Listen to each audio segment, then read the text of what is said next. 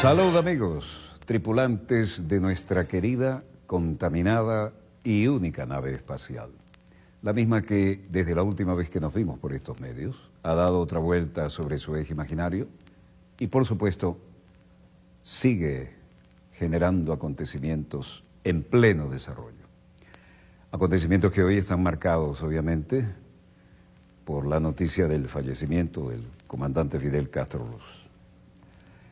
Esta noticia que alguna vez nos iba a tocar dar, y esperábamos no haber tenido que dar, marca hoy la pauta de todos los medios de comunicación, llámese impresos o como llaman allá prensa plana, radio, televisión y todas las adláteres. De manera que el viejo lagarto verde está hoy conmocionado por la noticia y con él todos los países hermanos. En todas las latitudes y longitudes del planeta ha sido la noticia. 90 años, larga vida bien vivida. Sin embargo, hoy queremos de alguna manera mostrar lo que está pasando, pero también después recordar algunos de los momentos de diálogo casi íntimo con el líder cubano desaparecido. Veamos los acontecimientos en pleno desarrollo, sin olvidar las circunstancias dramáticas por las que pasa nuestra querida contaminada y única. Su hermano dio la noticia. Con profundo dolor comparezco para informar a nuestro pueblo, a los amigos de nuestra América y del mundo, que hoy, 25 de noviembre del 2016, a las 10:29 horas de la noche, falleció el comandante en jefe de la Revolución Cubana, Fidel Castro Ruz. En cumplimiento de la voluntad expresa del compañero Fidel, sus restos serán cremados en las primeras horas de mañana, sábado 26, la comisión organizadora de los funerales brindará a nuestro pueblo una información detallada sobre la organización del homenaje póstumo que se le tributará al fundador de la Revolución Cubana. Hasta la victoria, siempre. Con el grito de guerra de siempre, lo anunció el presidente de Cuba, Raúl Castro, y en Washington, la sede de la representación diplomática de la hermana República de Cuba, aparecía con la bandera a media asta. La embajada de Cuba en Washington bajó su bandera a la mitad y el líder revolucionario que construyó el Estado socialista en las puertas de Estados Unidos moría el viernes a la edad de 90 años. El cadáver de Castro, como anunció el propio Raúl, será cremado según sus deseos. Cuba declaró 9 días de duelo, durante los cuales las cenizas serán llevadas a diferentes partes del país. Una ceremonia de entierro se llevará a cabo el 4 de diciembre, o su equivalente como ceremonial, ¿no? Por supuesto, esto se veía de otra manera muy diferente a 90 millas de allí, cuando se trata de hablar de lo que ocurre en la península de la Florida, al sur de los Estados Unidos. Los que nunca pudieron ganar una batalla, al menos se hacían solidarios con la muerte y hacían manifestaciones con la bandera de Cuba. Los medios dicen que enormes manifestaciones. Bueno, esto es lo que nos ha llegado. Si estos son enormes manifestaciones, debe ser que algo no coincide entre lo redactado y lo grabado. Pero esto es la reacción en la calle 8, por ejemplo. Una dama no identificada decía que estaba celebrando y decía, hay gente que esperaba esto, hay miles de personas aquí celebrando, no la muerte, solo los grandes cambios que están llegando para un país. Thousands of people here celebrating not the death, just the big changes that are coming for a country, the values and the laws. Estos cubanos que festejan en inglés hablan de los valores y las pérdidas.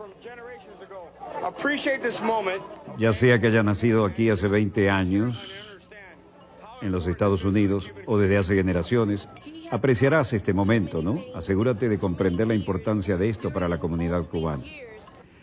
Mujer no identificada, parcialmente, también decía algo. Satanás, de ahora te pertenece, Fidel, ¿no? Así que no lo dejes tener paz. Y este hombre, no sabemos si festejaba algo o tiene algún culto fálico, pero trataba de decir algún mensaje. That we are celebrating because he has caused pain on all generations of Cuba. Él causó tantas cosas, tantas lágrimas durante estos años. No hay nada que avergonzarse. Esto es algo que estamos celebrando porque ha causado dolor en todas las generaciones de cubanos. Donald Trump dijo, Fidel Castro ha muerto. Fidel Castro está muerto.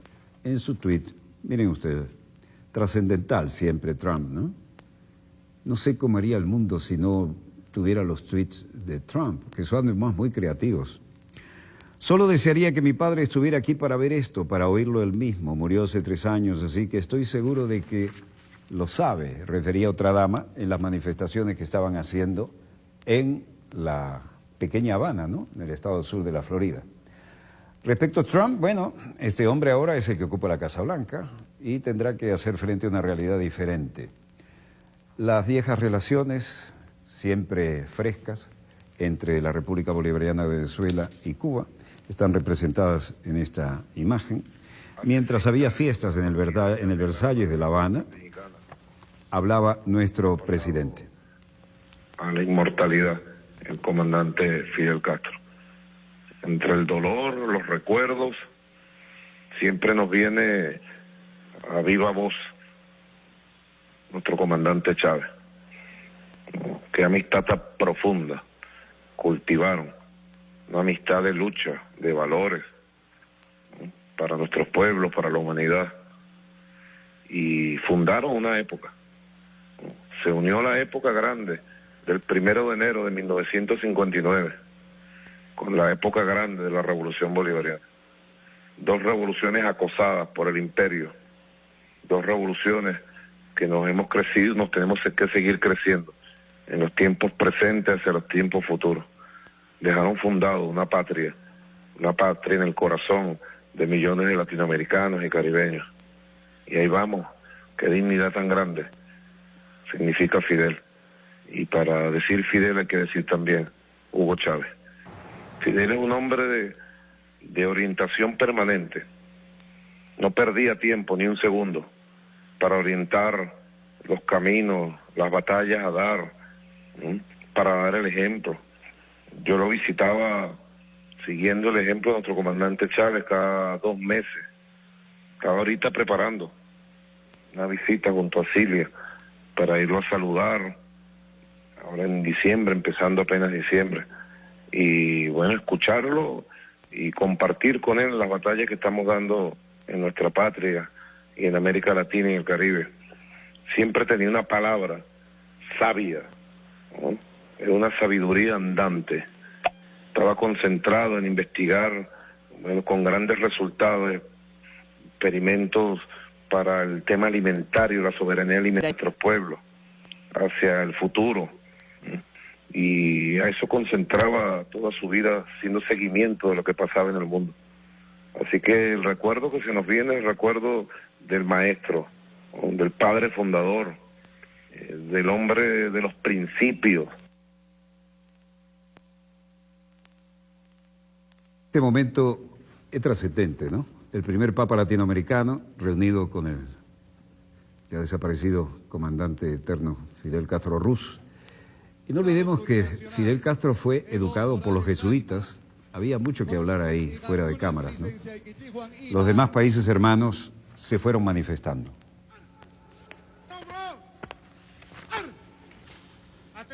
Estado Plurinacional de Bolivia, Evo Morales.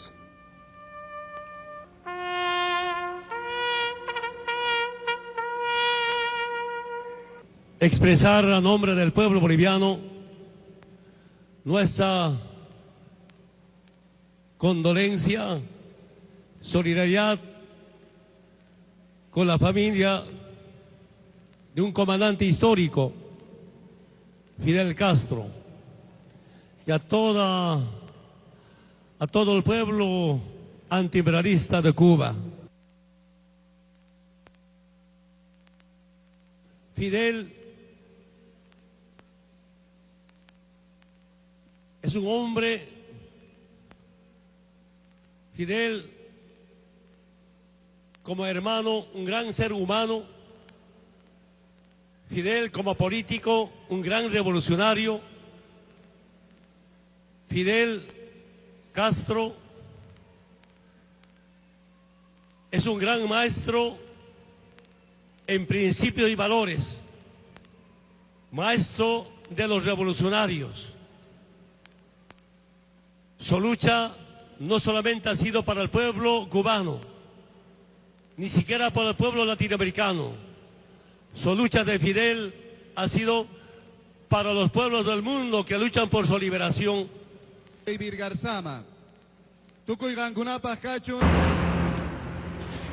En Ecuador, en Catamayo, un residente y además un presidente de lujo también se referían a esta situación. La prensa hacía primeras planas con la imagen de Fidel Castro Ruz. Se fue un grande, murió Fidel, dijo Rafael Correa. El anticomunismo, el macartismo en Fidel Castro. Paz en su tumba. Un abrazo a nuestra querida Cuba, un abrazo a Raúl, nuestro querido amigo, ¿no? Raúl, una persona, es difícil imaginarse como guerrero, porque es tan bondadoso, tan bueno, Raúl Castro. Y un abrazo a Dalia, la esposa de Fidel, a sus hijos y a todo el pueblo cubano, insisto. Estamos tristes, pero en paz, porque el comandante cumplió su misión, abrió caminos que han inspirado a muchos de los que deseamos una América Latina más justa, más equitativa, más igualitaria, pero también más digna y más soberana. Y en eso Cuba es experta en darnos cátedra, en soberanía y dignidad. Y gran parte de aquello gracias a su eterno comandante Fidel Castro Ruz. Y también está entonces con Che Guevara, Camilo Cienfuegos y Hugo Chávez Frías. A Hugo Chávez también en Venezuela le dicen el comandante eterno. Que viva esa patria de José Martí, el apóstol cubano. Rafael Correa dijo, Fidel Castro, la paz en su tumba, un abrazo a nuestra querida Cuba. Al otro lado del mundo, en Vietnam, los medios se hacían eco de las mismas informaciones que acabamos de presentarles a ustedes. Y decía el colega, medio siglo siendo un líder revolucionario de Cuba, Fidel Castro era también un compañero, un amigo cercano del pueblo vietnamita. Siempre estuvo de nuestro lado durante nuestra lucha para ganar nuestra independencia y unir al país, así como estar a nuestro lado en nuestros días de victoria y cuando construimos un país mejor y más grande, como el deseo del presidente Ho Chi Minh. El pueblo vietnamita había hallado en nuestro corazón el famoso dicho de Fidel Castro: para Vietnam, el cubano está dispuesto a dar incluso nuestra sangre. En este momento de duelo, el pueblo y los comunistas de Vietnam quieren reafirmar la unidad inquebrantable entre nosotros y el pueblo de Cuba y nuestros camaradas cubanos fraternos. El camarada Fidel Castro vivirá para siempre. Ya vamos.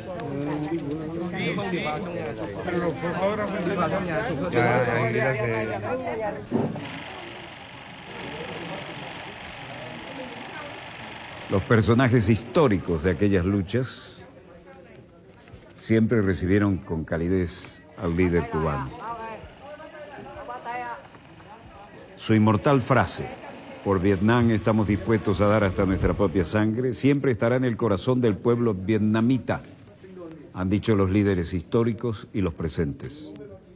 El mensaje resalta además que la revolución mundial pierde a un líder experimentado y valiente, mientras que este país pierde a un muy querido amigo. Esa fue la respuesta de Vietnam al reafirmar la solidaridad con Cuba y expresar la convicción de que en este momento de dolor, los socialistas y pueblos cubanos seguirán unidos bajo la dirección del partido y el presidente Raúl Castro para cumplir los sueños de Fidel.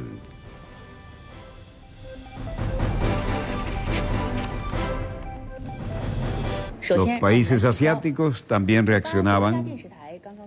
En la cadena oficial china, la ancla Xingning decía: la televisión estatal cubana acaba de anunciar que el líder revolucionario Fidel Castro ha muerto a los 90 años. Sky News, a través de la presentadora Susan Latimore, decía: el ex líder cubano y figura revolucionaria Fidel Castro murió a los 90 años. Fue el líder del país durante 5 décadas y fue el tercer jefe de Estado con más largo mandato en el mundo. Su muerte fue anunciada en la televisión estatal cubana por su hermano Raúl.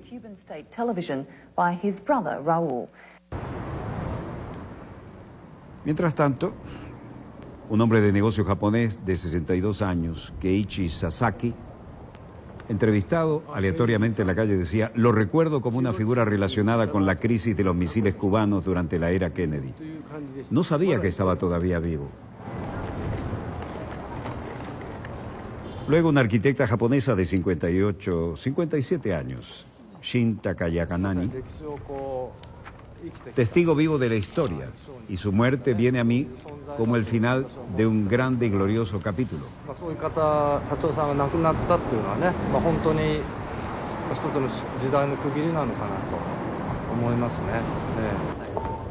En cambio, la generación de relevo, un maestro de algo más de 20 años, Nguyen Ngoc Minh, entrevistado por estas circunstancias, decía: esta mañana, cuando me enteré que había muerto, siento la misma tristeza que cuando supe que el general Nguyen Yap había muerto. Estoy muy triste, tengo una gran simpatía por el pueblo de Cuba y su gran pérdida. La generación que se va, jubilado de 58 años, Pham Van Thuat, puedo decirte esto: aunque él es el líder de un país amigo, siento que él nos es muy familiar. Siempre recordaré sus acciones y su ayuda a nuestro país. Lo extrañaré y su pérdida me emociona.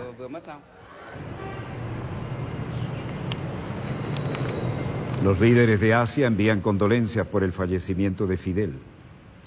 Varios presidentes de los países asiáticos enviaron hoy sus condolencias a las autoridades de la hermana República de Cuba. El presidente chino Xi Jinping afirmó que el comandante en jefe se ganó el respeto de ese pueblo y su legado vivirá eternamente. Además, destacó las contribuciones de Fidel Castro a las relaciones bilaterales y afirmó que él fue un verdadero camarada.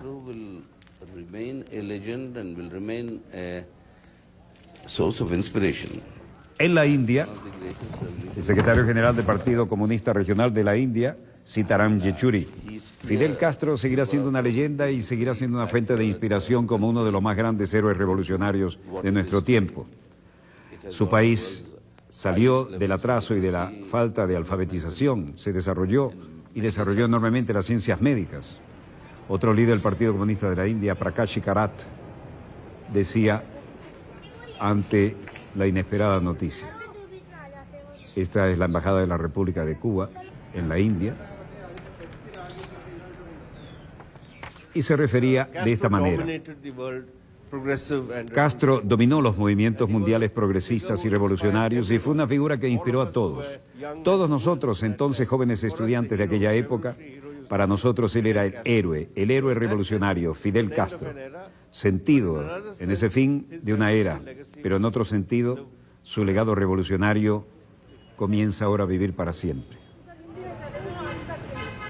Del Partido del Congreso en la oposición, Abhishek Manu Siddhi, Fidel Castro es una persona que evoca muchas reacciones muy fuertes de esta manera y de esa manera, pero incluso sus peores enemigos no negarán que es un ícono de una época, es una figura que representó una época y sus logros en esa época. Contra adversidades gigantescas e inimaginables, logró triunfos y hay que imaginarlo, hay que saludar esto. Fidel Castro siempre fue figura emblemática en el escenario internacional del siglo XX, afirman en la India. Y el primer ministro de la India, Narendra Modi, lamentó hoy el fallecimiento del líder histórico de la Revolución Cubana y mostraron imágenes de archivos de esas épocas en que había contacto personal y directo. Consideró a Fidel Castro una de las personalidades más emblemáticas del siglo XX. Extiendo mis más profundas condolencias al gobierno y al pueblo de Cuba por la triste desaparición de Fidel Castro. Apoyamos al gobierno y al pueblo de Cuba en esta trágica hora, escribió Modi en su cuenta en Twitter. También el presidente indio, Pranab Mukherjee, extendió sus condolencias por la triste desaparición física del líder revolucionario cubano, quien falleció ayer a los 90 años. En un breve comunicado, Mukherjee calificó a Fidel Castro como un gran amigo de la India. Y así en todas las representaciones diplomáticas de la hermana República de Cuba, en nuestra querida, contaminada y única nave espacial, el pueblo llano, el pueblo anónimo, llegaba espontáneamente a colocar ofrendas florales.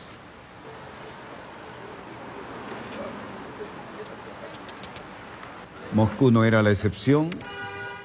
Rusia llora la muerte de Fidel Castro, dice Sputnik News. Moscú se despertó con la noticia de la muerte del líder de la Revolución Cubana. Ni el frío ni la nieve impidieron que los moscovitas rindieran homenaje a quien fuera un gran amigo de la Unión Soviética y de Rusia actual. Es una lástima que una persona así haya fallecido. Todos sabemos de él. Qué tipo de líder que era, qué orador, qué hermoso hablaba. La gente de Cuba lo amaba de verdad, no podían vivir sin él, les encantó con su discurso. Claro que es una lástima que se haya ido. Un líder mundial de esa talla se ha ido. Bajo la nariz de América pudo crear Cuba. Para Estados Unidos, él era una amenaza. Víctor, un jubilado. Conocemos a esta persona de nuestra infancia y pensamos muy bien en él. Pensamos que era el líder, sucesor del Che Guevara, de modo que todo lo que queda por hacer es lamentarlo.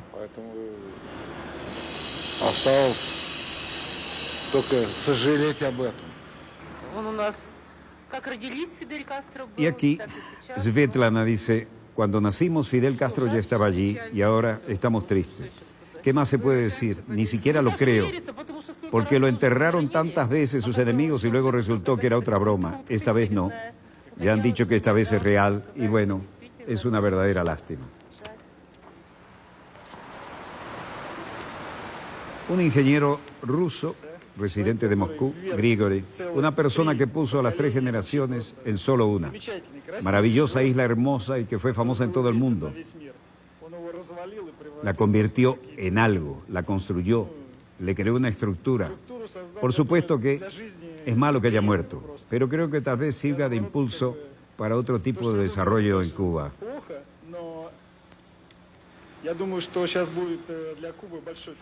Medio reaccionario este. En general, toda Rusia llora la muerte de Castro. Y el otro invirtió los términos, ¿no? Porque primero fue Fidel y después el Che. Pero siguen llegando las ofrendas florales a la representación diplomática de la hermana República de Cuba. Las reacciones de las redes sociales tampoco se hicieron esperar. Las frases más famosas del comandante junto a su rostro inundaron las redes sociales en toda Rusia. Ya se registran más de 3.000 tweets sobre los temas escritos en idioma ruso.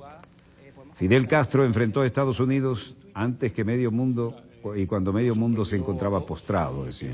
Triunfó, viva Fidel. No podemos permitir que este sea un momento de lágrimas. Tiene que ser un momento de lucha, un momento de reafirmación revolucionaria, un momento de ratificación del compromiso de seguir siempre adelante. Así lo decía Gerardo Hernández, que ha estado acá en este programa junto con los 5 héroes, y un estudiante no identificado. Famosa que dice que Fidel puso a Cuba en el mapa y que Cuba se convirtió en paradigma para muchos pueblos del mundo, para la mayoría de los pueblos del mundo, pudiésemos decir para todos, sobre todo para los sectores más pobres, para los sectores más marginados. Ideas. ¿Qué están haciendo Estudiantes de la Universidad de La Habana rinden tributo a Fidel. ¿Qué han estado haciendo? Vemos que están muy activos en Twitter, en Facebook. Sí, mira, esto es un mensaje para los pesimistas que dicen que no... No estuve en ningún combate. During questioning, the Cubans said they had been captured even before they had seen any combat. This man said he had seen no Russian or Cuban... Este es un archivo de 1973 cerca de Porto, en Angola. Dice, la primera unidad cubana llegó entre 5 y 10 días de noviembre, después de la invasión de Sudáfrica, y estos son hechos históricos. Y aquí, a todo aquel que asumía una actitud progresista, lo llevaban a juicio. At least 5,000 of Fidel Castro's troops are in action with the Marxist Popular Movement, the MPLA. Era la propaganda de la época en contra de la solidaridad internacional, donde hablaban de miles de soldados cubanos que se estaban infiltrando y nada había que apoyar en ese momento la situación. Los soldados de Castro habían sido capturados en la Guerra Civil de Angola, una lucha de poder entre los antiguos grupos por la independencia de Angola de Portugal se convirtió en campo de batalla. Cuba se convirtió en un fuerte aliado del Movimiento Popular para la Liberación de Angola, el MPLA, respaldado en aquellos tiempos por la entonces Unión Soviética en su conflicto con la Unión Nacional para la Independencia Total de Angola, UNITA, y el Frente Nacional de Liberación de Angola, FNLA. La participación de Cuba fue transmitida por primera vez al mundo cuando los cubanos fueron capturados por la UNITA en enero de 1976. Dijeron que Cuba se les dijo que eran necesarios para ayudar a combatir a los mercenarios extranjeros, y en ese momento había no menos de 5.000 efectivos ayudando al MPLA a lanzar ataques conjuntos. Castro confirmó la presencia de las fuerzas cubanas en el país africano, diciendo en una conferencia de prensa improvisada en la embajada canadiense en La Habana que el despliegue fue en respuesta a la intervención descarada de Sudáfrica racista en el conflicto.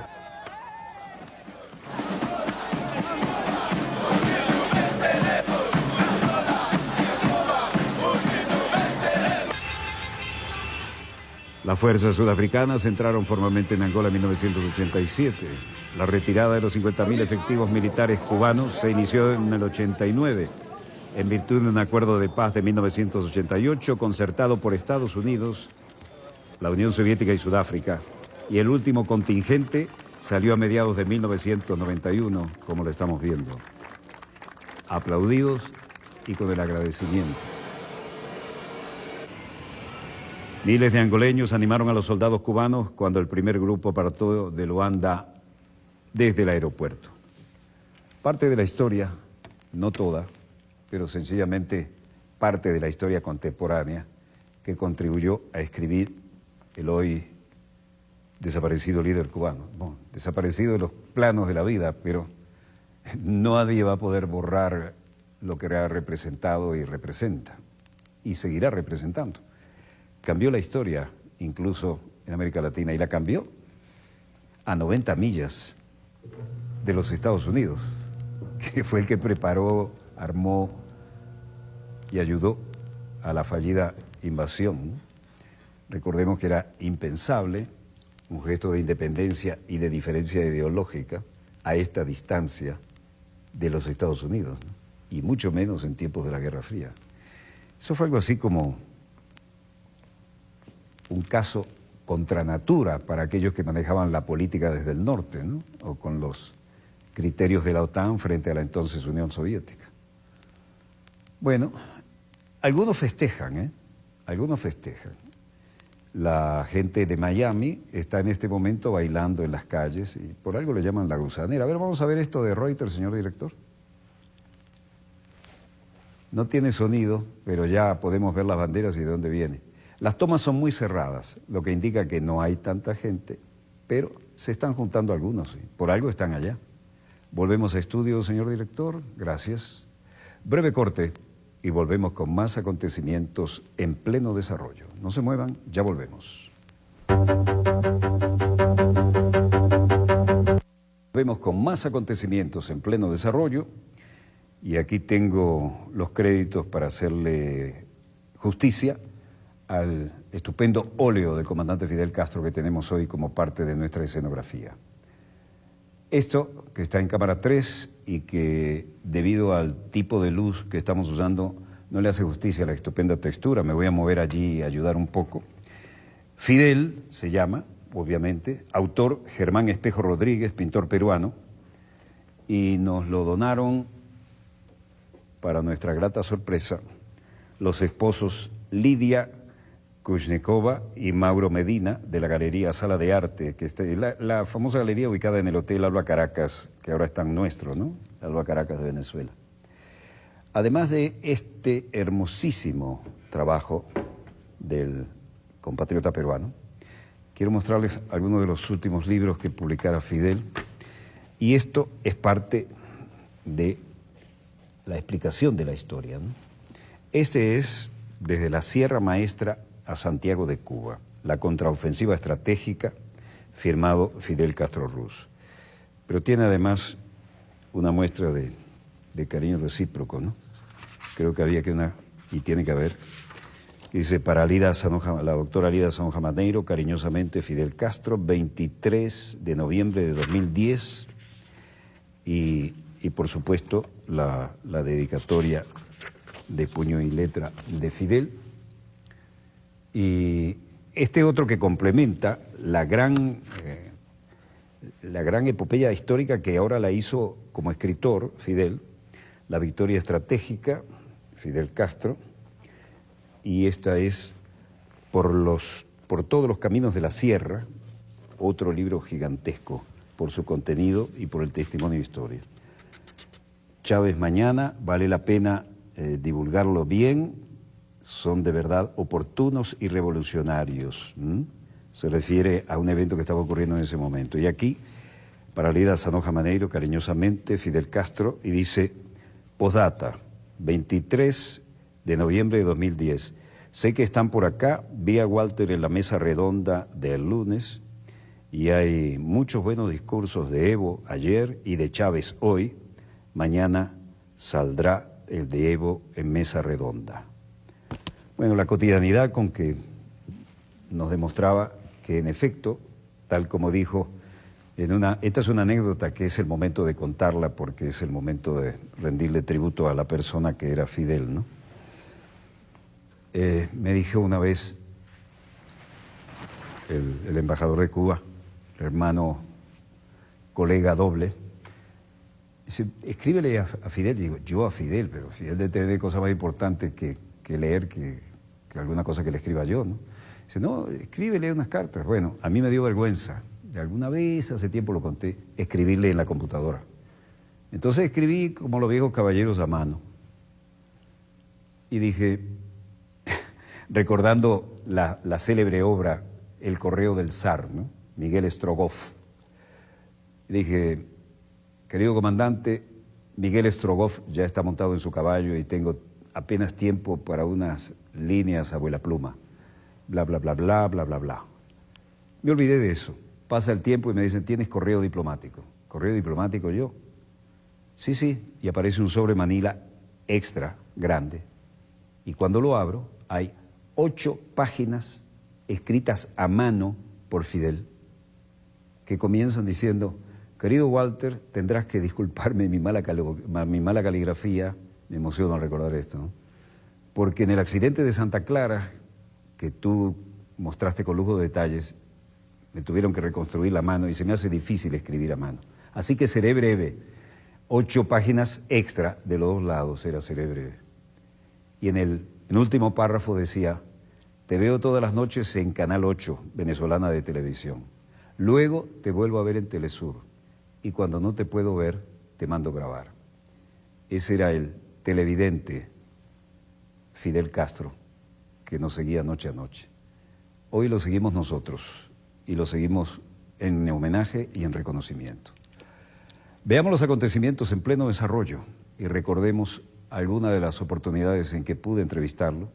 Esta vez fue una visita que hizo a nuestro país y donde me dijo, no te vayas, este es el momento, pon otro rollito y seguimos, no te vayas. Le digo, comandante, nos van a sabotear, necesito ir para poner esto al aire.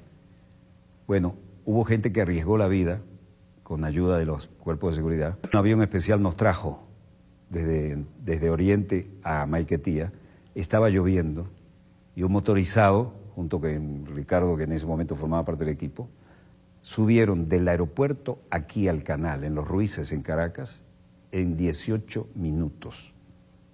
Y cuando llegamos aquí, nos sabotearon la entrevista exclusiva mundial con Fidel Castro para poner una porquería de insert que ya no se hizo, ni siquiera se usa, no porque era tan malo, pero había los intereses por encima de aquello, ¿no? Cuando estábamos en la cumbre del Caribe. Veamos los acontecimientos en pleno desarrollo, señor director. Esta es la exclusiva realizada con el comandante Fidel Castro Ruz en el marco del primer encuentro energético de jefe de Estado y Gobierno del Caribe, en Puerto La Cruz, Venezuela, 30 de junio de 2005. Hay una anécdota además de... Salud, amigos, donde quiera que se encuentren de ese lado del receptor, en Venezuela o en cualquiera de los países desde los cuales nos acompañan a través de nuestro servicio satélite. Hoy tenemos un programa especial, vivimos momentos especiales y naturalmente los acontecimientos están en pleno desarrollo, como es una de nuestras frases de hace 30 años. No importa que CNN las use, sigue siendo nuestra. En cualquier caso, va a ser un poco difícil despegarse hoy del televisor e intentar hacer zapping. Y es un programa especial porque nuestro invitado es el comandante Fidel Castro. Bienvenido, comandante, presidente. Muchas gracias. Usted sabe todas las preguntas, los que hemos estudiado el tema sabemos algunas de las respuestas, pero la situación es tan cambiante que nos obliga, por ejemplo, a esta modificación geopolítica que se vive en el Caribe como primera opción. Y nos encantaría tener su opinión sobre lo que usted ha vivido y compartido aquí en tierras venezolanas. Si me da medio minuto, cumplo el deseo de saludarte y expresarte que estoy muy familiarizado con tu trabajo. Porque precisamente cuando tuve el accidente hace como 8 meses, me vio obligado a muchas horas de permanencia, posiciones que apenas podía mover. Y por esos días ponía la televisión y ponía el programa tuyo a las 10 TV. En estos meses están ocurriendo y están ocurriendo cada vez más acontecimientos extraordinarios. Y muchos de los programas son los acontecimientos en el Oriente Medio, en la guerra de Irak y lo otro. Quiero decirte con toda sinceridad que me aficioné al programa. Sé que algunos te lo han contado. Incluso cuando no podía verlo por alguna causa, pedía que lo grabara. Y a la vez, cuando por cualquier razón no correspondía en ese día de la semana, le echaba de menos. Para comprender esto hay que tener en cuenta que yo, a pesar del accidente que tuve, no dejé de trabajar un solo día. Ese mismo día tuve que ocuparme de unas cuantas cosas y ver seguir las operaciones sin anestesia general con anestesia local. Y quería expresarte realmente mi reconocimiento. Por eso, cuando llegué aquí, me hablaron de una entrevista por TV y después sí, enseguida, como es lógico, la seguí, pero se me ocurrió preguntar, ¿y quién es el periodista que va a hacer la entrevista? Me dice, Walter Martín. Digo, el de los programas. Y me alegré mucho. Por eso vengo gustoso a tu programa y dispuesto a responder cualquier pregunta que tú quieras hacer. Me habían dicho que usted desarma de entrada en la primera jugada al interlocutor. No había mejor manera de desarmarnos que esa cortesía que usted acaba de tener. Es un método asimétrico, diría yo, porque no está planeado. Ocurre eso, y quería decírtelo antes de empezar a hablar de otro tema. Con su permiso y agradeciendo... una pregunta, ¿me puede repetir? En nombre del equipo, agradeciendo la cortesía, porque además nos tocó transmitir su accidente y analizarlo en la medida de lo posible. No sabíamos que eso había servido para afianzar un poco más el honor de tenerlo del otro lado del receptor. Pero los momentos que estamos viviendo, evidentemente, son para usar un lugar común, de trascendencia histórica, ¿no? De gran trascendencia, pienso. Estamos ávidos de su análisis, porque no hubo, después de esta cumbre, una oportunidad de dialogar con usted, y esta es la primera, y somos todos oídos. No, porque iba a haber una conferencia de prensa, pero parece que el horario complicó las cosas. Se hizo tarde. Estaban despidiéndose los presidentes. Se había trabajado durante muchas horas. Si yo mismo me quedé pensando, estábamos saliendo del hotel casi a las 12 de la noche. Entonces no había conferencia de prensa. Estaba acordada desde antes, desde que llegué. Y así fue. Por eso no se han respondido muchas cosas. Y por eso yo te exhortaba a que me orientaras en qué sentido tú considerabas conveniente, qué temas debíamos. Te quiero decir, tú con tus preguntas me puedes ir diciendo, tú sabes mejor que yo, aunque yo he leído unos cuantos cables y noticias nacionales e internacionales, tú debes estar mucho más informado que yo de los temas que resulten de más interés o los más polémicos. Hablaste de una situación especial, sí, lo afirmo. Es un momento excepcional de la historia humana. Y cosas trascendentales están en juego. Como dijimos ayer en la conferencia, en cierto momento, no son solo problemas económicos o problemas energéticos. En este momento está en juego la supervivencia de la especie. Es un punto de vista que he venido sosteniendo y lo puedo fundamentar ampliamente. La primera vez que usted lo dijo sonó un poco apocalíptico, pero cuando empezó a fundamentarlo y nos llegaron referencias aún a través de las transnacionales de la información, la cosa empezó a tomar cuerpo y nos preocupamos mucho más. ¿Podría fundamentar esto de está en peligro la sobrevivencia de la especie? Desde época muy reciente. Debemos recordar que la humanidad tiene tal vez algunos cientos, miles de años, esta especie. Nadie puede decir con exactitud hasta qué siglo estuvo evolucionando. Cuando ya pudiéramos decir que había llegado a los niveles de capacidad intelectual parecido o próximo. La ley de la evolución es algo científica. Fue descubierta por Darwin, se conoce. Durante mucho tiempo hubo prejuicio. Incluso a veces fue cuestionada por alguna posición religiosa. Y yo recuerdo que una de las cosas que más admiré del Papa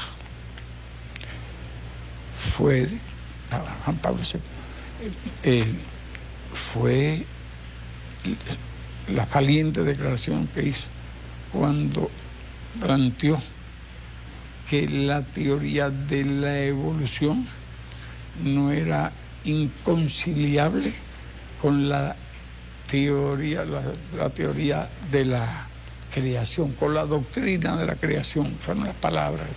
Me pareció excelente porque había muchos científicos que lo usaban, es imposible como prescindir de las leyes de Newton, que lo usaban, y gente muy creyente. Me imagino que para muchos de ellos se produciría siempre un conflicto entre su visión de aquellas cosas científicas y los prejuicios con respecto a esa ley tan científica como cualquier otra. Y a mí me pareció una gran cosa.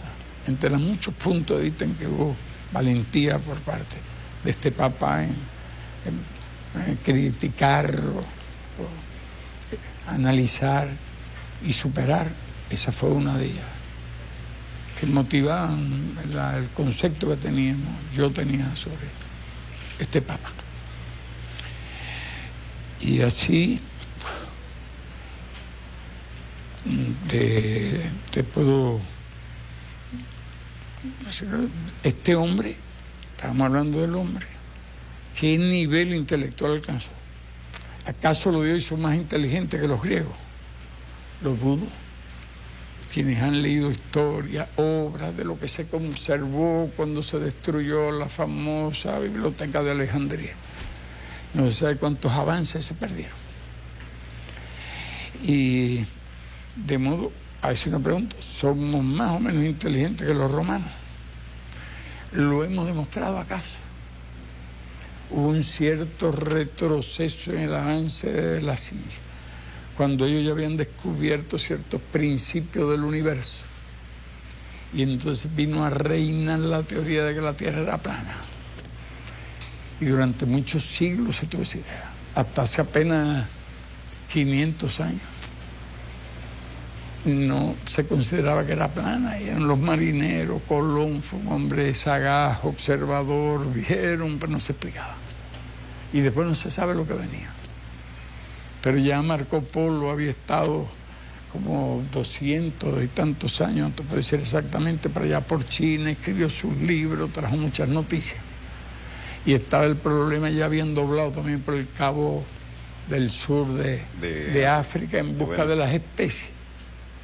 Y él volvió, él tiene que haber leído algo de los avances o de lo que se escribió en la época de los griegos. Y defendió su teoría con muchas. Aspiraba a llegar a China.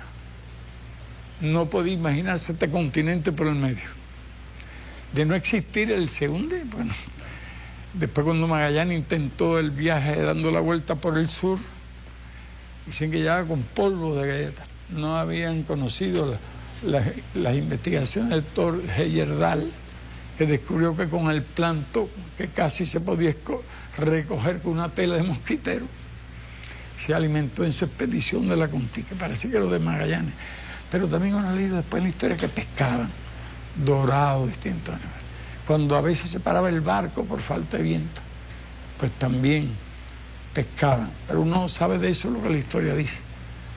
Y aquel biógrafo que es Stefan Zweig, creo que él que hizo la biografía de Magallanes, y otros, hablaban de que llegan comiendo polvo de galleta. Pues, seguramente que conocían, y seguramente llegaron porque conocían otras posibilidades. Pero así es, hace apenas 500 años no sabían que este hemisferio existía, que aquí habían civilizaciones. Yo trato de lograr obtener alguna información acerca del momento en que cruzaron por el estrecho. Y ya llegaron y crearon civilizaciones. ¿Por qué es para mí importante ese dato? Es muy importante porque ellos aquí desarrollaron la civilización maya, las civilizaciones preincaicas, hicieron obras. Yo tenía amistad con Heyerdahl, él hacía unas exploraciones por allá por el Perú. Y decía que habían obras que no se podían concebir o proyectar sino desde el aire, desde 1000 metros, 2000 metros. Entonces había unos avances tremendos, los mayas, ya tenían un nivel de inteligencia. Y si eso ocurrió hace 25.000, 30.000 o 40.000, es muy importante para el concepto de qué nivel de desarrollo intelectual tenía el hombre. Porque se vino y el nivel era similar a lo que se quedaron en Grecia, en Roma y todo ese lugar. Uno se pregunta si acaso hoy la teoría de la evolución funciona. Es muy difícil, se expresa a través de miles, decenas de miles. Y precisamente Darwin descubrió la causa, que fueron las mutaciones genéticas, que cuando favorecían la supervivencia, hacía que esa especie donde se reprodujera mucho más. Y es lo que te decía, no sabemos qué nivel de diferencia, pero nunca la especie humana estuvo amenazada por el exterminio. Cuando los famosos choques de los aerolitos que se dice que cayeron por donde está el istmo de Tehuantepec hace 60 millones de años, causó grandes catástrofes. Desaparecieron muchas especies, nacieron otras, pero la especie humana todavía no aparecía. Ese es algo que se discute, para mí es un tema realmente apasionante, principalmente porque lo relaciono con el presente del mundo y las perspectivas del mundo. ¿Cuántos años transcurrieron desde que ya alcanzó ese cociente de inteligencia que se ve en las distintas civilizaciones de las que quedaron huellas? Es muy importante, porque en ninguna de esas etapas, en ningún año de esa etapa, se podía hablar de un riesgo de desaparición. El primer peligro apareció con las armas nucleares. Y las primeras bombas atómicas se lanzaron sobre Hiroshima y Nagasaki en el mes de agosto del año 45. Yo estaba terminando ya el bachillerato y escuché las noticias.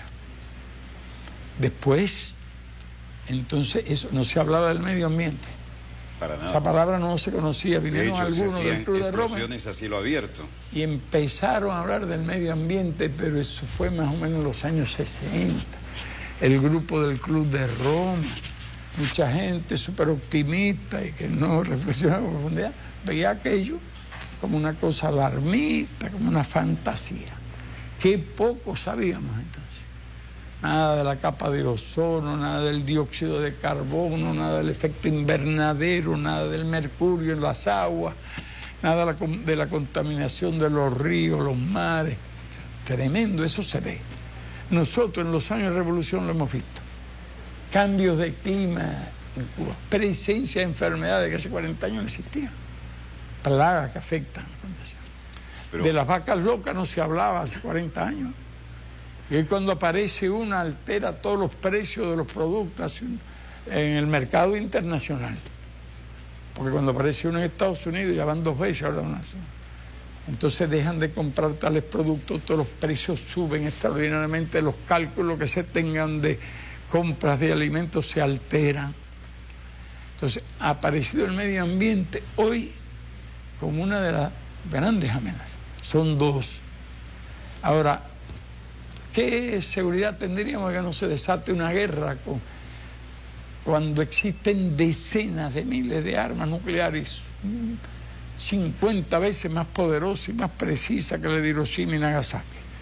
Que por conflicto por la energía, digamos, ya que yo estoy hablando de energía, conflicto por recursos naturales, por recursos mineros, por lo que sea, conflicto por el comercio, conflicto por el desarrollo desigual, conflictos por la presencia de nuevos factores económicos decisivos, como la presencia de China, algo que no existía hace 30 años. Hace 30 años todavía se hablaba de hambruna, o hace 40 o 50 eran tradicionales, de la India. Presencia de 2.500 millones que se van desarrollando, producen, consumen energía. ¿Quién puede asegurar, alguien puede asegurar que no pueda producirse un conflicto? Ahora, alguien puede asegurar por esas razones diversas. Alguien, ¿cómo se produjo la Primera Guerra Mundial en 1914? ¿Cómo se produjo la Segunda en 1939? Pretexto hundimiento del Lusitania para la Primera Guerra. Pearl Harbor para la Segunda. Sí. El Maine en La Habana para la guerra con España. Sí, exactamente. Pero en términos de ¿quién peligro... lo va a saber mejor que tú, que estás tan informado? Sí. Pero el peligro de la especie estuvimos cuando usted fue uno de los protagonistas de la crisis de los misiles en el 72. Sí, pero yo no inventé las armas nucleares. ¿Apretó el botón? ¿Quién derribó el U-2? No, yo no tenía ningún botón. Lo que teníamos era la moral allí, la firmeza para no dejarnos intimidar, no rendirnos. El botón de los misiles tierra-aire. Tierra-aire. Bueno, la verdad que el fuego lo iniciamos nosotros, pero porque teníamos una teoría que no se debía permitir los vuelos rasantes. Tuvimos una diferencia en eso, con el punto de vista del mando que estaba allí y del mando general. Ellos manejaban las armas nucleares y los cohetes tierra-aire. Nosotros teníamos, ellos tenían además unidades, tenían tropas, eran unos 40.000 hombres. Unidades blindadas. Tenían entonces, bueno, la aviación más moderna, determinada para esa época, el más moderno del MiG-21. Tenían, bueno, nosotros que teníamos, las unidades de artillería, las unidades de infantería, las unidades motorizadas y de tanques también, la artillería antiaérea. ¿Había armamento táctico nuclear? Sí. Eso es muy importante. Tenemos la confirmación. Sí. Sí se pensaba en armamento nuclear de tipo táctico, para el caso de la invasión. Cuando la crisis. El nuclear táctico quiere decir un alcance de 40 millas, 60 millas, 80 millas. Había un regimiento de armas nucleares tácticas. En las investigaciones ulteriores se supieron algunas cosas que no se sabían. el número de proyectiles, acordaron 42 proyectiles de carácter estratégico, llaman estratégicos de alcance medio. Su ventaja era la velocidad con que llegan. Claro, los soviéticos eran tenían unos 45 minutos de preaviso desde la Unión Soviética en una trayectoria balística. Depende de la distancia, pero ustedes no estaban menos a de 90 30 millas. No menos de 30 minutos.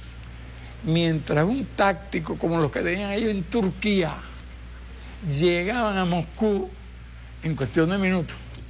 En Italia tenían también cohetes nucleares intermedios de estos que en cuestión de minutos llegaban a los principales puntos estratégicos soviéticos. A raíz de la crisis del 72, sí, ustedes sabían que se estaba negociando la retirada de los misiles de Turquía a cambio del acuerdo entre No lo Moscú y sabíamos Washington. todavía. Si me deja, te explico, porque me estaba preguntando. Usted se las está abriendo armas la tácticas. historia y es una fuente de Bien, información. yo A ver, somos todos gustosamente te respondo todo. Sí. Sé que tú tienes que tener mucho interés y No, tú todo el sabes mundo. mucho. Tú eres un hombre que puede preguntar. Yo creo que es la primera vez que lo veo en televisión diciendo esto, por lo menos de este lado. Hubo discusiones con historiadores. Al cabo de 20 años, un grupo de historiadores norteamericanos y muchos de los que trabajan en el centro de papeles de la Universidad de Washington, el equipo ese que busca. ¿Georgetown o Washington? No, Washington, la capital, el archivo de seguridad nacional. Correcto. Un grupo de gente, profesores muy calificados. Poco a poco. Eso le han dado a conocer al mundo en virtud de unas leyes que obligan en cierta medida a ciertos papeles. Y la ley de libertad de información, ellos muchas veces al cabo de 30 años, 40, no todo, pues cuando desclasifican un documento eso lo llenan de tachaduras. Dicen más las tachaduras que lo que está escrito. ¿Y por qué lo quieren guardar? Pero después esa misma gente ayudó a organizar. Se reunieron McNamara. Estuvo con usted McNamara hace poco en La Habana. El ministro de Defensa, jefe de los ayudantes que lloró por lo de Kennedy. Vietnam, digo, no se Se equivocaba. horrorizó cuando supo la existencia y que le contamos nosotros. Y allí estaban los rusos también, los soviéticos. Bueno, creo que eran, bueno, en un tiempo eran soviéticos, después ahora son rusos, ¿no? Los principales jefes, los que estaban allí. Pero sí volaron los MiGs. Entonces, pero tú me preguntaste qué armamento tenían ellos. Sí. Me preguntaste el táctico ese, el armamento. ¿Qué teníamos nosotros? La artillería antiaérea. Nosotros protegíamos los cohetes tierra-aire. Pero en esa época los cohetes que llegaron allí eran eficaces desde 1000 metros hacia arriba. No existían los de ahora que son ya en vuelo rasante a 20 metros, a 30.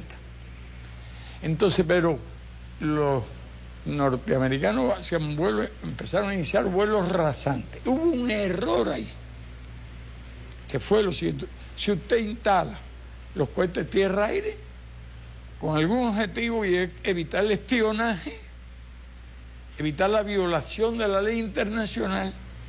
Por aquellos tiempos, quizás unos 2 o 3 años antes, había ocurrido el derribo del U-2 norteamericano. Francis Gary Powell, y acabó con la conferencia de París y se tuvo que volver a Eisenhower con la evidencia de que presentó Khrushchev. Está vivo, no se mató, tenemos el piloto, tenemos los restos. Entonces, no se supone, de acuerdo a las normas internacionales y a las prácticas incluso, porque había 2 superpotencias y no una, como hoy, que usted instalara unos proyectiles tierra-aire para evitar el espionaje enemigo sobre armas estratégicas, y no se usaron los cohetes. Se demostró una vacilación, un error, a mi juicio serio, analizado todos esos problemas, yo los he discutido. Dejar que volaran los U-2. ¿Quién disparó?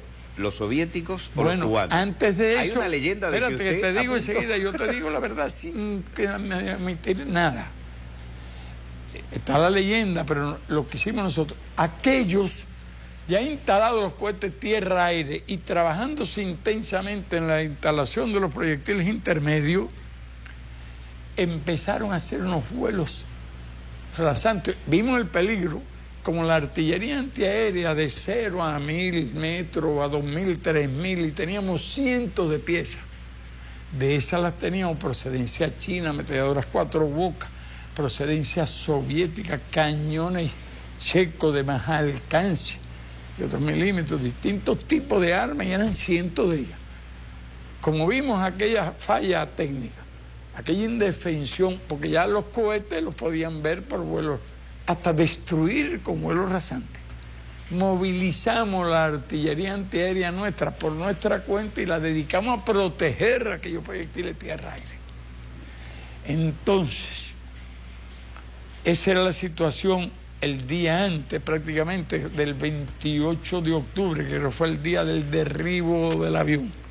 Yo me reuní con el mando soviético, ellos rindieron un parte, porque nosotros teníamos, ellos estaban allí, cumplían formalmente, rendían el parte, unidades motomecanizadas, que yo, lista, cohetería tal y más cual, listo, regimiento de aviones tal, listo.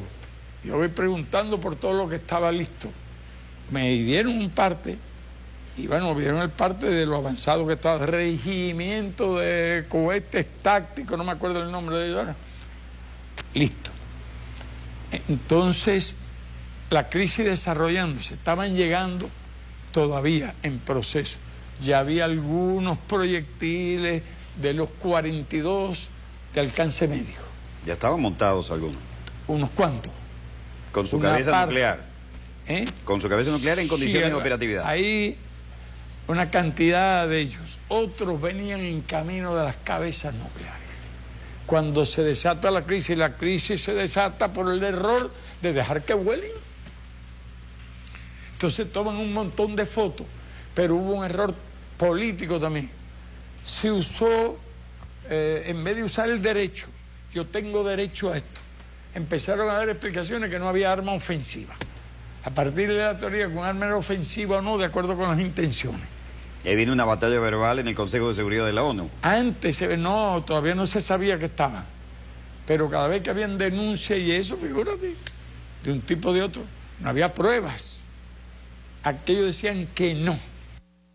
Congelamos la historia en el año 62, la crisis de los misiles, que si no se hubiera solucionado, no estaríamos ustedes de ese lado del receptor y nosotros aquí. Y aquí está el protagonista principal. Un superviviente. Somos todos un supervivientes. Un tipo que vivió aquellas experiencias. Le ayudo. Y iba a decir que eso es sola mentira. Se dijo que no había arma a partir de las intenciones. Sun Tzu dijo que la guerra era el arte del engaño, ¿no? Se dijo que no había arma. Pero la guerra en combate, tú no le vas a decir para dónde vas a disparar aquí o allá, pero la guerra tiene que tener una justificación. La mentira se ha empleado muchas veces. Nosotros, por suerte, no la hemos empleado nunca. Y por suerte hemos podido ver también los resultados de actuar con la verdad. Yo puedo no decirte algo, no te digo una mentira.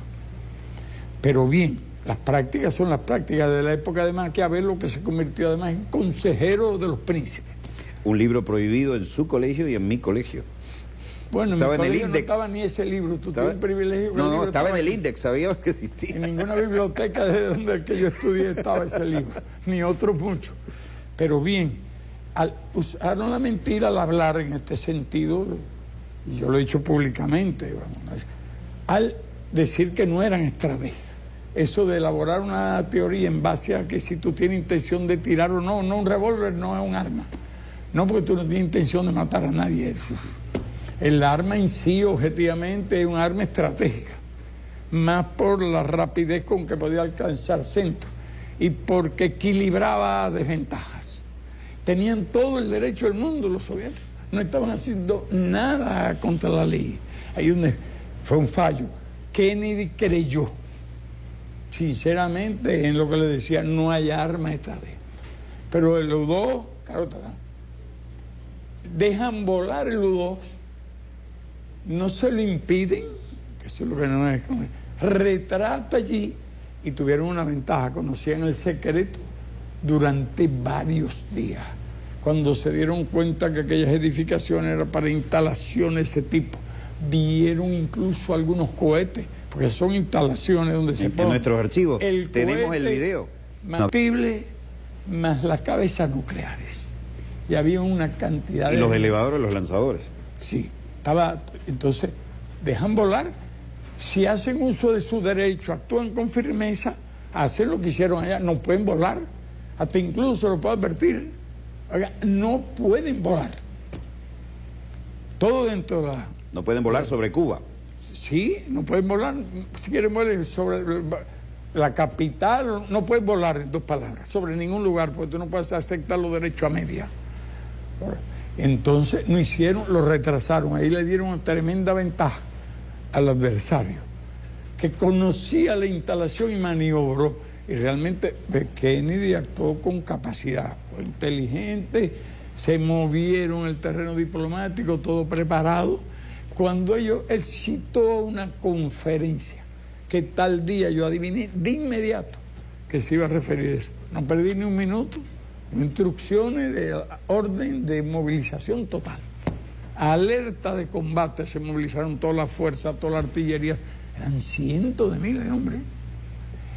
De acuerdo con las normas de la lucha convencional de entonces, todo eso ha cambiado. Ya, entonces, ¿qué es lo que ha cambiado el mundo? Tú no te imaginas, en estos años, ¿verdad? Y entonces, cuando de repente empiezan a volar, como el U-2 está volando, yo le digo le doy mi opinión, el mando soviético que se reúne conmigo, le digo, bueno, yo le di mi opinión, que no se podía hacer eso, que no debía permitirse eso. Y que si volaban rasante, nosotros íbamos a disparar contra cualquier avión que volara rasante para disminuir las posibilidades de que destruyeran los cohetes tierra-aire en vuelo rasante. Entonces dimos nuestra opinión y efectivamente ese día, bueno, ya estaban empezando a hacer los vuelos rasantes. Le habían permitido aquello, ensayaron esto y nosotros dimos la orden de disparar. Fue precisamente... Hay una leyenda que dicen que usted apretó el disparador de un... Orden a nuestra artillería, a los soviéticos le dijimos nuestro punto de vista, nuestro criterio de que no debía permitirse que volaran. Ellos manejaban esos cohetes, nosotros no. O sea, teníamos la otra. Y ese día, cuando comenzaron a volar aviones, abrió fuego la artillería nuestra donde quiera que se apareció un avión. Porque en medio de la crisis ya, la crisis se produce cuando descubren con eso. Y en medio de la crisis ya casi hacían lo que le daban la gana. Y nosotros, estaba el debate internacional, Naciones Unidas, etcétera, la parte política y pública entre los dos países. Entonces nosotros nunca negamos, nunca hicimos una declaración si las armas eran ofensivas o no, sino nosotros teníamos derecho a tener el armamento considerablemente impensable como todos los demás países, con derecho. Ya hoy cuestionado, ya los países les pretenden prohibir que tengan armas, hasta de infantería. Mire el escándalo que tratan de armar, porque Venezuela compra armamento de infantería, no cohetes ni superaviones. Bueno, nuestros fusiles tienen medio siglo de uso. Bueno, yo lo he escuchado, habló presidente. Pero 100.000, que es lo que se va a comprar ahora, no es suficiente para la reserva prevista. Es increíble que pretendan impedir que los países dispongan de fusiles. Es el colmo ya. Entonces nosotros... Le voy a contar con su permiso le voy a contar una por otra. Los U-2 actualizados, modificados, siguen volando. Un F-16 nuestro interceptó hace algún tiempo un U-2 sobre el Golfo de Venezuela.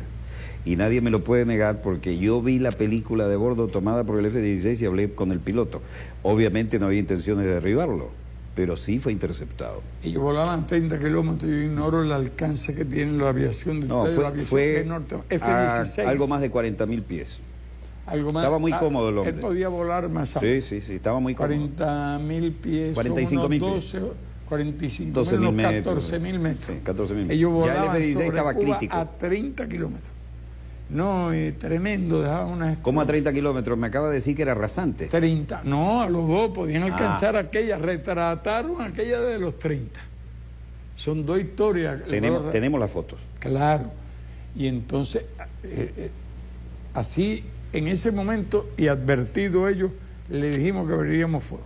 Y efectivamente por la mañana todas nuestras antiaéreas, por donde quiera que pasó un avión, intento de vuelo rasante. ¿Cómo percibía usted a Kennedy? Primer presidente católico en la Casa Blanca, hombre partidario de la justicia social. Si me deja terminar esto, te puedo decir mejor. Importante, nadie apretó botón. Nosotros dimos la orden de disparar a nuestra artillería. ¿Comprende? Es decir, ustedes no tenían control de los misiles. Los cohetes, pero eran aviones que los derribábamos, hasta que da lo mismo un U-2 que... No, seguramente vendría a lo mejor un contraataque, pero no podíamos dejar que volara. Y entonces ellos, un soviético allá en Oriente, un U-2 que volaba de un extremo a otro y en cuestión de minutos, nadie sabe, se entusiasmó él o algo, un jefe allí local, alguien que a lo mejor reaccionó con mucha vergüenza, con mucha dignidad, y vio que los artilleros estaban disparando contra los vuelos rasantes y hizo así, y disparó el cohete. Claro, los que volaban rasantes cuando vieron fuego de artillería son aviones muy rápidos, no son fáciles de derribar incluso con artillería, no. Es más fácil de derribar con los cohetes, son mucho más precisos. En aquel tiempo hay muchos cambios, tácticas, contratácticas, todo eso, y mejoras y contramejoras. Y entonces así es como se derriba el U-2, el 28. Y fue el momento más difícil de la crisis. Yo no pude haber apretado ningún botón, pero asumo la responsabilidad. Pienso que fue absolutamente correcto, de que ordenamos abrir fuego a la artillería contra los aviones en vuelo rasante. No podíamos ordenarlo. Si lo hubiéramos tenido antes, no vuela el U-2. Pero nosotros ni sabíamos, había 3 años de triunfo de la revolución, después costó mucho tiempo aprender el manejo de todas esas armas. Pero esa es la historia real. Y estoy respondiendo a la pregunta que me hiciste, por eso tenía que explicarte estos antecedentes para que se entiendan y que no estoy eludiendo. Así con más detalles, pero bueno, tal vez antes no haya dado así públicamente con esos detalles. Le agradecemos. Gracias a tu pregunta. Le agradecemos eso. ¿Cómo percibía usted a Kennedy? Yo no tengo de Kennedy. Kennedy era un hombre inteligente. Era otra generación de norteamericanos. Eso es verdad. Para mi generación, el asesinato de los dos Kennedy, de Martin Luther King, de Malcolm X, distanció la última excelente relación con América Latina. Era un hombre estudioso. Leía, escribía, tenía prestigio como soldado en la Segunda Guerra Mundial, lo que vale mucho. Le habían hundido su lancha torpedera. Eso sirvió, tenía inteligencia, educación, familia influyente, todas esas cosas. Era una nueva generación de políticos. Ya Eisenhower, estaba Nixon, su adversario era Nixon. No voy a hacer biografía de Nixon. Pierde el combate de la cocina, Khrushchev se lo come, se tiene que ir a California, no tenía chance. Bien, eso. Y la realidad es que te sale electo por unos pocos votos. Y tenía ciertas ideas de ciertos asesores nuevos, todos imperialistas, más o menos. Yo los conozco, hablé mucho con ellos. McNamara era de la General Electric, un hombre muy capaz como organizador. Y lo hicieron jefe del Pentágono, que tiene tareas bien complicadas. Lo conocí. Tú puedes hablar como ¿Qué le dijo conmigo? McNamara en La Habana ahora, tantos años después? Bueno, debe haber habido algún insight ahí. Fue, no, franqueza, ya había pasado el tiempo. Yo lo que no recuerdo cuando hubo dos, a los 20 años, a los 40 años. 2 momentos fueron que algunos compañeros establecieron. Se analizó, 2 cosas se analizaron. Bahía de Cochino, al cabo de los 20 años. Que al fin y al cabo Eisenhower se la dejó montada a Kennedy, sí. No podía dar marcha atrás. Pero atrás. habían pasado 20 años y había que los archivos, los que recogían documentos históricos, organizaron discusiones sobre eso, con participación de los que estaban en aquella época, o con Kennedy, o con los soviéticos, y nosotros, y el grupo nuestro, la gente nuestra llega cuando triunfa la revolución, casi todos tenían 18, 29, uno de los más antiguos era yo, y tenía 32 años cuando triunfa la revolución el 1 de enero. Por eso hemos sobrevivido un poco más de tiempo que otros. Entonces, ustedes fueron leyenda gracias a Life, a la cadena CBS cuando estaban en Sierra Maestra. Eran una esperanza. Pero eso no nos dio la victoria. realmente... Pero daba la ventaja moral. Puede darte ánimo. Tenían la bendición de los medios de comunicación estadounidenses. Nosotros supimos ganarnos al pueblo. Con nuestra acción, pero estoy hablando, con nuestro de la opinión en Estados Unidos. Pero esa no decidía el combate. No, claro. Con un batallón cercado. Pero era un buen lobby. Con una emboscada, era la capacidad tuya para poner la gente, porque teníamos muy pocas armas. Cierto. Gran diferencia entre tropas de ellos y tropas nuestras. Y tuvimos que aprender, sigue del arte de la guerra, que hoy llaman asimétrica, que no es regular, tú no tenías con qué librar una guerra tipo Napoleón o tipo de los Rommel o tipo de los generales brillantes, que brillaron unos cuantos de un lado y de otro, porque eran militares, muchos no era una ideología tal y más cual. De Gaulle era uno de los militares franceses, era partidario de reunir todas las armas blindadas, no repartir como tenía repartido el ejército francés los tanques entre la infantería, mientras los alemanes, siguiendo algunas doctrinas, no me acuerdo de uno de los jefes de ellos, era partidario de reunir las unidades de tanque, los tanques, usarlos no aisladamente, sino en unidades de tanque, que rompieran, los que avanzaran. Era una correctísima idea, a mi juicio, en aquel momento. Con un agregado, los alemanes utilizaron el texto que el capitán de Gaulle había planteado como guerra de movimiento con los blindados en contra de la posición defensiva, y la entrada por las Ardenas fue inspirada por el capitán de Gaulle en un libro que el Estado Mayor omitió valorar en su justa medida. Rommel iba en una de las divisiones, pero el otro, uno de los generales, ahora no me acuerdo, que después atacaron. Eran varios, y escribieron libros todos. Uno ha tenido que leerse esos libros forzosamente al tener que enfrentar todo. Ahora, todo esto me lleva a un pensamiento. Sí. Esa crisis de los misiles del 62, corrijo con su ayuda, en realidad soy un poco más viejo de lo que yo creía, esa crisis que nos tuvo de cabeza significaba: en este Caribe Mare Nostrum no puede haber presencia soviética. Ahora, extrapolemos... Pero no hace falta, además. ¿Para qué, hombre? Extrapolemos. Si de allí se fueron cuando la crisis, después se fueron las fuerzas afuera y tuvimos nosotros que asumir la responsabilidad. Hay que dar las gracias a que todo eso ocurriera, porque hay cosas que impiden... ¿A quién se la damos? ¿A Khrushchev por hacer que los barcos, como dicen ustedes, viraran para atrás? Si ustedes quieren, vamos a dársela a la tecnología. Y muchas gracias. ¿Quiere despedir usted el programa? Muchas gracias a todos.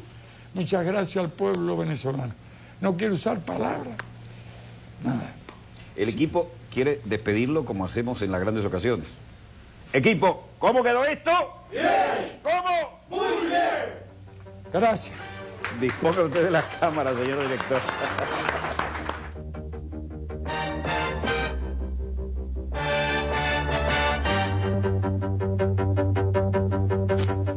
Si bien albergo la más firme convicción de que América Latina y el Caribe podrán ser devorados pero no digeridos por el decadente imperio, ya que los pueblos harían renacer las naciones de nuestro continente de sus propias cenizas para integrarse entre ellas, como deben integrarse y unirse en busca de un destino superior y más decoroso. Fidel Castro Ruz. Discurso en la tribuna abierta con motivo del Día Internacional de los Trabajadores en La Habana en el 2001.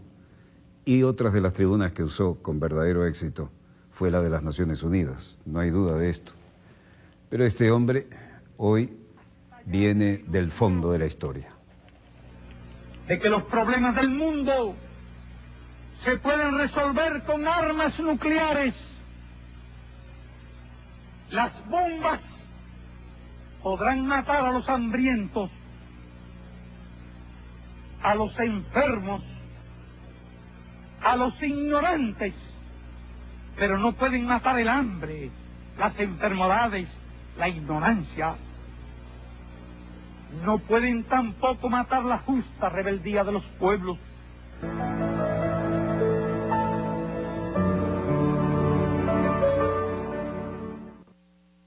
Esto fue parte del discurso de Fidel Castro en las Naciones Unidas en 1979.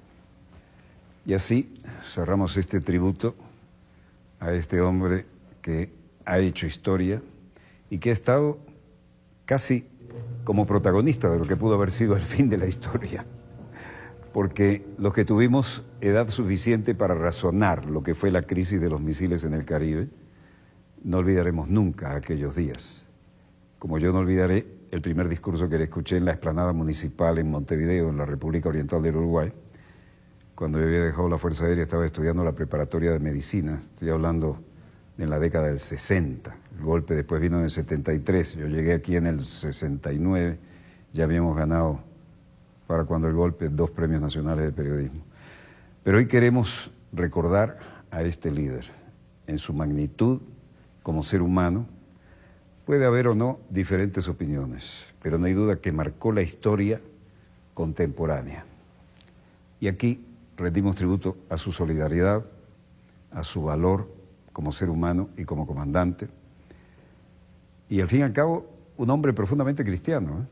Este hombre fue formado por los... Siempre que nos reuníamos había una puya ahí, como decimos en Venezuela, una broma, ¿no? Digo, nosotros tenemos una grave diferencia ideológica. Usted fue formado por los jesuitas y yo fui formado por los salesianos. Y entonces ahí se acababan todas las discrepancias y nos reíamos un rato largo. Bueno, volveremos mañana, Dios mediante, cuando nuestra querida, contaminada y única nave espacial haya dado otra vuelta sobre su eje imaginario y estemos aquí para contarles la pequeña gran historia de las próximas 24 horas. De todas maneras, el correo electrónico que aparecía ahí para la época no es el que está vigente, ¿no? Es el que mostramos habitualmente, se estaba incorporado a ese video.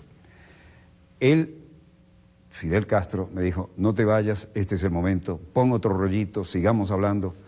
Le dije, comandante, nos van a sabotear. Bueno, hicieron todo lo posible por sabotearnos. Y no obstante, al fin salió. Y hoy le rendimos tributo, porque no hay duda que en este momento están festejando y bebiendo champaña en la Florida. A ver, una imagen de esto. Vamos a mostrarlo, señor director, en Reuters. ¿Qué está pasando allí? Esta es la imagen del cuadro del pintor peruano que le hicimos reconocimiento. Y esto es lo que nos mueve a nuevamente a tratar de hacer reconocimiento a quienes nos lo hicieron llegar.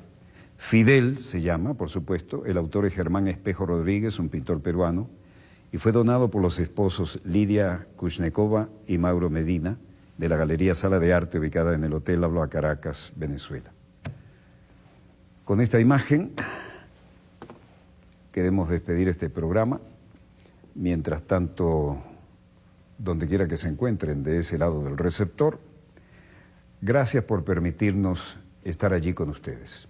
Desde el estudio 3 de Venezolana de Televisión, el canal pionero de la televisión venezolana, porque es continuidad de aquel viejo canal 5, TVN5, en el que iniciamos las transmisiones internacionales vía satélite. Éramos los únicos en todo el continente que lo hacíamos en vivo, ¿no? Todos los días. En la Charneca, esa zona tan popular y que tanto apreciamos. Y donde quiera que se encuentren, gracias por permitirnos estar allí con ustedes. Les habló Walter Martínez, productor y conductor de Dossier. Disponga usted de las cámaras, señor director.